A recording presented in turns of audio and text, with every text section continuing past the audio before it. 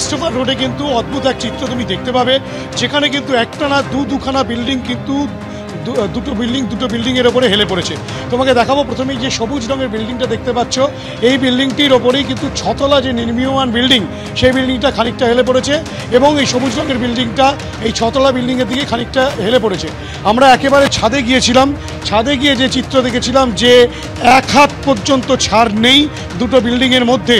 এবং তোমাকে দেখাবো, ক্যামেরাম্যান কৌশিক সেই ছবি দেখাচ্ছে, এই দুটো বিল্ডিং কিন্তু দুটো বিল্ডিংয়ের সাথে লেগে গিয়েছে। এবং এই যে পুরনো বিল্ডিংটি রয়েছে যেটা 5 তলা বিল্ডিং, সেখানেই কিন্তু বাসিন্দারা যেটা স্পষ্টত অভিযোগ করছেন যে তারা জানেন এই বিল্ডিংটা সম্পূর্ণ বেআইনিভাবে তৈরি হয়েছে।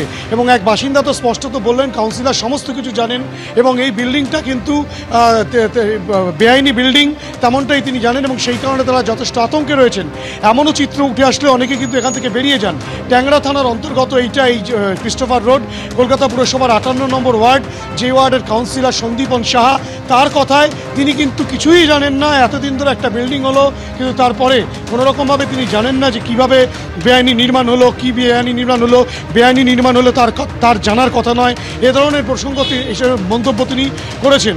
একদিকে এই সবুজ বিল্ডিং এবং তার পাশে এই যে সাদা বিল্ডিং, দুটো বিল্ডিংই কিন্তু হেলে গিয়েছে দুদিকে, অর্থাৎ কিনা দুটো বিল্ডিংয়ের দিকে হেলেছে। এবং এর কারণেই কিন্তু যে বিল্ডিংয়ে লোক থাকে, অর্থাৎ কিনা পুরনো যে 5 তলা বিল্ডিং, সেখান থেকে অনেকে বেরোতে শুরু করেছেন। কিছুক্ষণ আগে অর্ণব যেটা বললো, পুরসভার তরফ থেকে এই বিল্ডিংটিকে ভাঙার জন্য উদ্যোগ নেওয়া হচ্ছে। এবং তুমি দেখতে পাচ্ছ ইতিমধ্যেই পুলিশের, ট্যাংরা থানার পুলিশের পক্ষ থেকে পুলিশ মোতায়েন করা হয়েছে। আমরা দেখতে পেয়েছি বেশ কিছু মানুষজন তারা বেরিয়ে গিয়েছেন। এবং যে বিল্ডিংটি নতুন হচ্ছে সেই বিল্ডিংয়ের জমির যে মালিক, তিনি যেটা বলছেন যে এখানে অধিকাংশ বিল্ডিংই ইল্লিগাল, এখানে কিন্তু কোনো বৈধ বিল্ডিং নেই, সবই বেআইনিভাবে তৈরি করা হচ্ছে। 58 নম্বর ওয়ার্ড জুড়ে বিভিন্ন বেআইনি বিল্ডিং থাকা সত্ত্বেও কাউন্সিলর কোনোটাই জানেন না, তেমনটাই কাউন্সিলরের বক্তব্য। এবং তিনি বলছেন এর পরবর্তী ক্ষেত্রে তিনি খোঁজখবর নিয়ে দেখবেন। যদিও পুরসভার তরফ থেকে কিন্তু যেটা বলা হচ্ছে, এখনও পর্যন্ত যে সিদ্ধান্ত নেওয়া হয়েছে, ক্যামেরা পার্সন কৌশিককে বলবো দেখাতে, এই যে বিল্ডিংটি, যে বিল্ডিংয়ে লোকজন থাকেন এখনও পর্যন্ত, পুষ্পাঞ্জলি অ্যাপার্টমেন্ট, সেটা বিপজ্জনক রয়েছে। অনেক আগে থেকেই এটা ছিল, সেই বিল্ডিংটাকে ভেঙে দেওয়ার জন্য কিন্তু নির্দেশ দেওয়া হচ্ছে। এবং তার পাশের যে 6 তলা বিল্ডিং, হিন্দল তুমি আমাদের সঙ্গে থাকো, বিপজ্জনকভাবে হেলে পড়েছে বহুতল, একদম সেই ছবি আপনারা দেখতে পাচ্ছেন। একের পর এক কলকাতার বুকে এইভাবে বহুতলগুলি হেলে পড়ছে, যেখানে কাউন্সিলর বলছেন যে কিছুই জানেন না, অর্থাৎ নজরদারির অভাব রয়েছে।